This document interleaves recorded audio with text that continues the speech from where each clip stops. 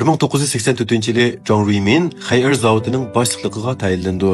Uning vazifaga o'ltirib qilgan tunji cho'ng ishi zavodda udul kelgan yerga cho'ng kichik tarat qilishni cheklash bo'lgan. Nurg'un kishilar buni anglab hayron qilish mumkin. Bugungi kundagi Yer Chorviy oila elektr uskunalari cho'ng shirkatining boshlanish nuqtasining mushunda kichik ekanligiga odamning ishingiz kelmaydi. Lekin ayni yillardagi Qingdao shahridagi Xayir to'nglatqu bosh zavodining amaliy ahvoli dal mushundaq edi. U chaqda zavod mashtaqtalmaydi. Ishchilarning ketadiganlari ketib, chechilib ketgan edi. Qilib qolgan ishchilar kunduzi sexda lag'aylab kun o'tkazib, kechda bevosita zavodning bo'lum pushqoqlariga berib, fiziologiyalik masalasini hal qiladi. Bundaq muhitda ishlab chiqarilgan to'nglatquning sifatini tasavvur qilib bo'ladi. Ammo Jang Ruimin zavodga kelib bu ahvolni ko'ribla, bu nadimi zavod bo'lsin, bu bir usti uchiq ommaviy hojatxona bo'lib qopti-ku deb hayron qoladi. Shuning bilan u zavodga boshliq bo'lgandan keyingi tunji zavod qoidasini chiqaradi. Bu udul kelgan joyga cho'ng kichik tarat qilmaslikdan iborat qoida anglamoqqa noit oddiy bo'lsa-mu, lekin ayni chog'dagi ijro qilishning qiyinlik darajasi noit yuqori bo'lib, keyingi vaqtlarda yo'lga qo'yilgan umumyuzlik sifat boshqarish tizimini yo'lga qo'yishning qiyinlik darajasidan qilishmaydi. Necha yuz odam chechilang'uliqqa kunib qolg'achqa, xohlagan yerlarga cho'ng kichik tarat qilishga yo'l qo'ymaslik uchun avval hojatxonani remont qilib, tozalik qog'ozini to'liq saplab, maxsus odamni hojatxonani tozalashga o'rinlashtirgan. U mezgillarda Jang Ruimin ham zavod boshlig'i, ham asos qurilish mas'uli, yana qo'shimcha tozalik hay'atining xizmatini qiladi. Tozalikni tartibga joyida bo'lsa, ya'ni qoida o'rnatilib, qoidaga rioya qilish umumlashsa, zavod ondan zavod bo'ladi. Lekin zavod bo'lishni kifoya qilmaydi.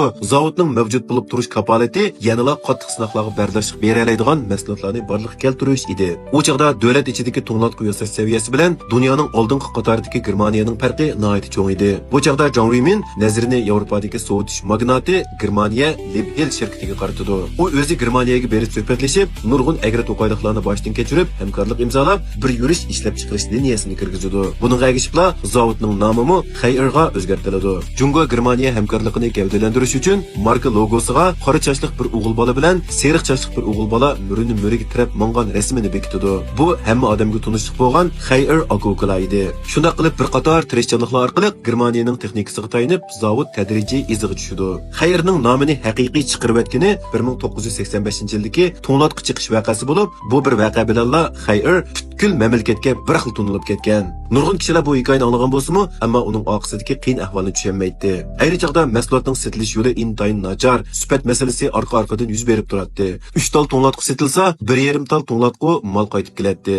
Zavoddan chiqqan to'nglatqularning yo eshigi himitilmaydi, yo ovoz yuqori bo'lib, traktordek ovoz chiqaradi. Xaridorlarning orqa-orqadan nurg'un arsin topshirib olgandan keyin, Jang Ruimin faqat setishdan keyingi remont mulozimatiga tayinibla masalani hal qilib bo'lmaydiganligini his qiladi.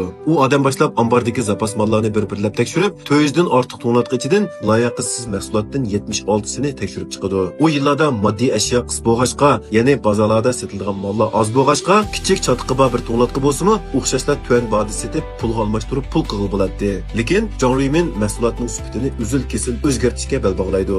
U zavoddagi barliq ishchi xizmatchilarni ambarga yig'ib, qo'liga bir bulqini ko'tarib olib, ko'pchilikning oldida chatiqi bor to'nglatqini bulqi bilan chiqib tashlaydi. Naq maydondagi nurg'un pishqadam ishchilar buningga qarab ich-ichishib, yosh to'kidi.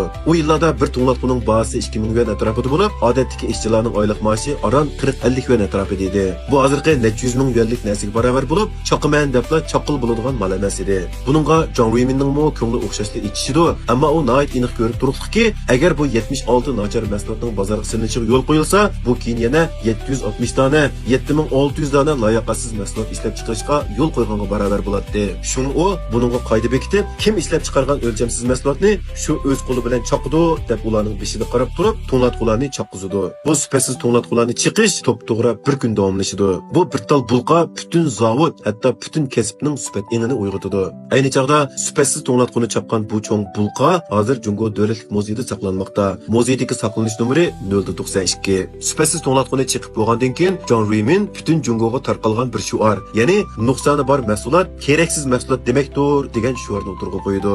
Bugungi kunda bu shuar anglamoqqa mahsulot ishlab chiqarishdagi odatdagi bir savod bo'lsa-mu, lekin ayni yillari hatto zavod hovlisining asos tozlig'ini zavod boshlig'i qayta ta'kidlaydigan, chotig'i bor nuqsonli to'nglatqularni sirtqi setishga jur'at qiladigan davrda bu so'z zo'r xirslarga to'lgan qaltis bir shuar bo'lib hisoblanadi. Shuningdan keyin Xayir shirkati ishlab chiqarish liniyasidagi har bir tal burmunliqqa mos nomer qo'yib, har bir ish tartibini konkret odamgacha bog'lab amaliylashtiradi. Jang Ruimin kechda Germaniyadan kirgizilgan texnikani qidirqinib tadqiq qilsa, kunduzi sexda ishlab bu texnikani o'zlashtiradi. Faqat sifatsiz mahsulotdan chiqish qila tayinish kifoya qilmaydi. Bu ishchilarning sifat qarashini o'yg'atsa, qilmasa, yana ishchilarga qanday qilib layoqatli mahsulot ishlab chiqarishni o'rgatish kerak edi. Shuning bilan zavodda kundalik ishni kunda tamomlash plani yo'lga qo'yiladi. Bugungi ishni bugun tugatish, shu kundagi masalani cho'qim shu kun hal qilish. Masala hal qilinmasa, ishdan tushmaslik tuzumi zavodda umumyuzlik yo'lga qo'yiladi. Shunday qilib, ilgirki intizomi bo'sh, ishchilar mas'uliyatsiz, Chichalang'u xayr zavodi tuzumi qiliblashgan, ishchilari astoydil,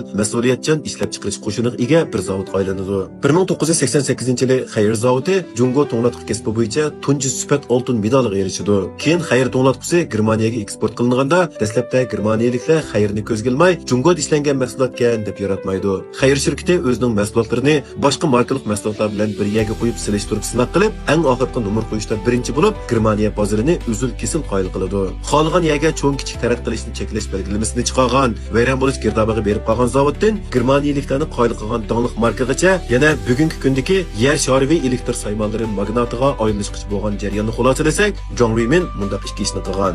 Biri qoida turg'izish, yana biri nachar mahsulotlarni chiqish. 1984-yili mamlakat bo'yicha 200 dan ortiq to'g'latqi zavodi bor edi. Eng oxirida hayot qilib, dunyo darajalik dongliq markaga aylangani faqat bir xayrli edi.